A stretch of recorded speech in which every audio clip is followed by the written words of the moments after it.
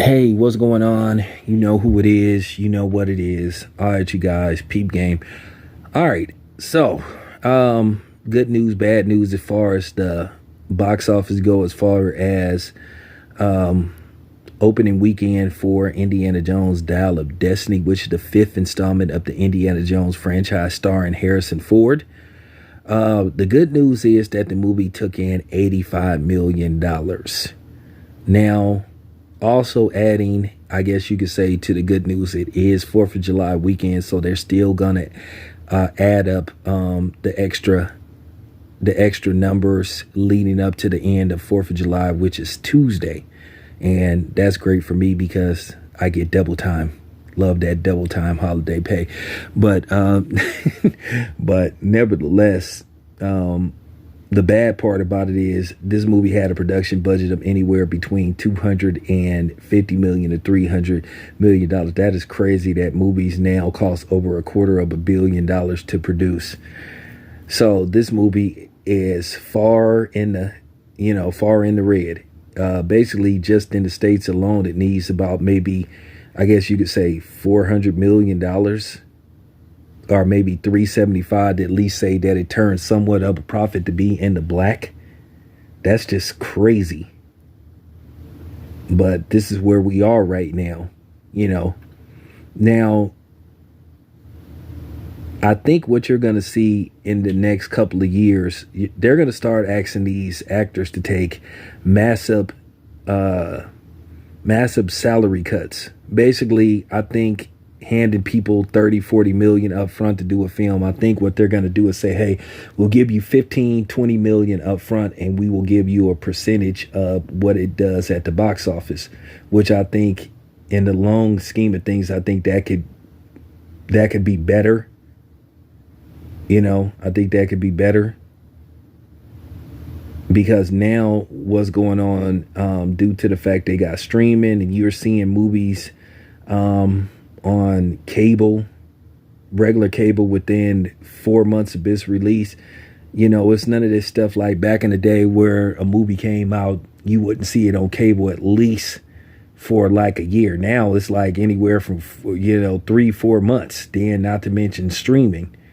So, like I said before, people still are going to the movies, but the thing is, now it's like basically these movies now have like basically like maybe a 6-week window to basically bring in what it costs to make. Now it's none of this stuff where these movies are staying at theaters 3, 4, 5 months, with the exception of certain movies. Top Gun 2 Maverick was an exception. Top Gun 2 Maverick did like over $1 billion worldwide, and then not to mention the almost 800 million it made domestically. And Tom Cruise took a deal where basically he took like maybe, I think, 20 million up front, or 25, and then he got a percentage of what the movie did at the box office, in which Tom Cruise ended up making, they're saying, anywhere from 85 to $100 million, which it worked out for everybody due to the fact that Top Gun 2 Maverick was the highest grossing film of 2022. So you may see more of that. And I think that there are going to start asking actors to take pay cuts. And if they refuse to, well, they're just going to replace them. And, with somebody that's willing to do the job for less money. So that's just real talk. That's just real talk. So, you know, that's funny when you think about the grand scheme of things as far as movie going goes. Back in the day, a $85 million opening would be considered a smash hit. Now, you know, compared to what's going on now, you seeing films take it as $65 million, and that's considered a flop due to the production cost. You know, and I think that's another thing that's going to happen. They're going to start trying to find a way to make these movies a little bit cheaper.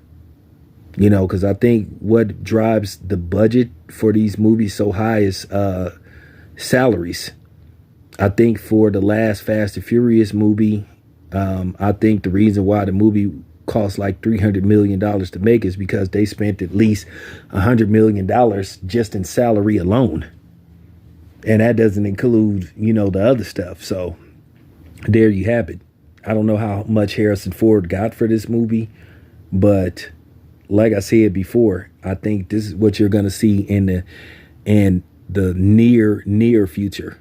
They're going to start asking people to say, hey, can you just do this for $15 million up front and then percentage of box office streaming and all that kind of stuff.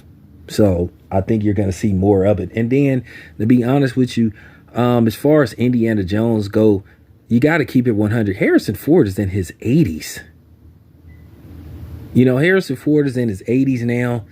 And in real life, in all likelihood, you're not going to see an 80-year-old man running around, jumping off of horses and all that kind of stuff. So you just got to keep it a buck.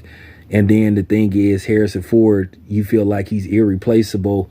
You can't replace him. He's unreplaceable as Indiana Jones. So that's the problem.